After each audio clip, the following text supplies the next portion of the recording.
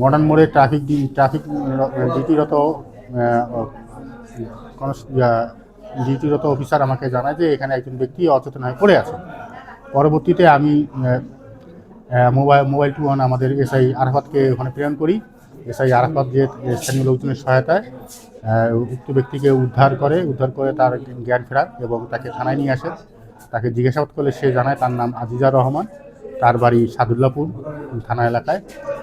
সে আসন্ন সংসদ নির্বাচনে একজন স্বতন্ত্র প্রার্থী। সে সাদুল্লাপুর পলাশবাড়ি ইউনিয়নের একজন প্রার্থী। তার প্রার্থীটা বাতিল হওয়ার কারণে সে গত 2 দিন আগে ঢাকায় যায়। ঢাকায় যাওয়ার পথে কালকে সে ঢাকা থেকে রাত 12টার দিকে রওনা করার পরে তার সাথে রাস্তায় তার এলাকারই শাহিন নামে একজনের সাথে পরিচয় হয়।